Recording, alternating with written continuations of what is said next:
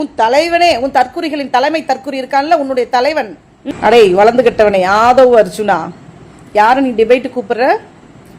தமிழ்நாட்டோட 6 கோடி பேர் சேர்ந்து தேர்ந்தெடுத்த தமிழ்நாட்டுடைய முதல்வர் அவர்களையும் துணை முதல்வர் அவர்களையும் நீ வந்து டிபேட் கூப்பிடுற? அவ்வளோ பெரிய அப்பாட்டக்கரா நீ? அவ்வளோ பெரிய அரசியல் ஞானியா நீ? அரசியல் முதிர்ச்சி உள்ளவனா நீ? சாதிவாரி கணக்கெடுப்பா? சாதிவாரி கணக்கெடுப்பு. ஒரு தமிழ் வார்த்தைய, சாதாரண ஒரு தமிழ் வார்த்தைய சரியா உச்சரிக்க தெரியாத, சொல்ல தெரியாத நீ அந்த பத்தி பேசி அலசி ஆராய்ஞ்சு அதனுடைய தரவுகள் எல்லாம் சொல்லி அதுக்கு தீர்வு வேற கண்டுருவ நீனு. அதுக்கு டிபேட்டுக்கு கூப்பிடுற யார? முதல்வர் அவர்களையும் துணை முதல்வர் அவர்களையும் நீ டிபேட்டு கூப்பிடுற. உங்ககிட்ட டிபேட் பண்றதுக்கு, உங்ககிட்ட சரியா உட்காந்து பேசுறதுக்கு அவங்க தேவையில்லை. திமுகவோட கடைகோடி தொண்டன் இருக்கான்ல, ஒரு கிளை செயலாளர் இருக்கார்ல, அவங்க போதும். அவங்க உட்கார்ந்து உன்னுடைய கேள்விகளுக்கெல்லாம் பதில் சொல்லுவாங்க.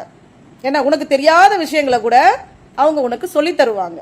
அதனால நீயே உன்னை வந்து ரொம்ப பெருசா நீ மதிச்சுக்காத.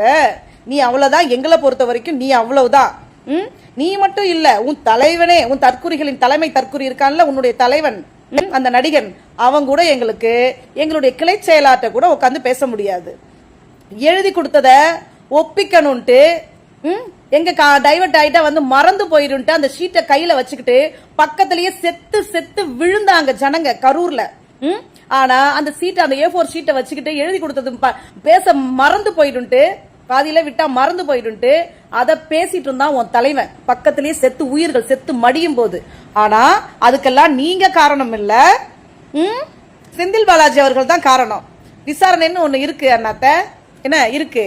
தமிழ்நாட்டுல விசாரிச்சா உங்களை வந்து இந்த ஜெயில வச்சிருப்பாங்களா? அது கூட தற்காலிகமானதா, உங்களுக்கு நிரந்தரமா திகார் ஜெயில் காத்துட்டு இருக்கு. உங்க நல்ல பெரிய அப்பா வச்சிருவாரு, கவலையே படாத. அது வரைக்கும் இந்த மாதிரி எல்லாம் பேசிட்டு உன்னையே நீ அசிங்கப்படுத்திக்காத தமிழ்நாட்டு மக்கள் கிட்ட. ஏன்னா கொஞ்சம் நெஞ்சம் உங்க கட்சிக்கு கிடைக்க வேண்டிய டெபாசிட் கூட இதனால போயிரும். பார்த்து ஜாக்கிரதையா பேசு. நீ பேசுறது திமுக காரங்களை பத்தி என்ன?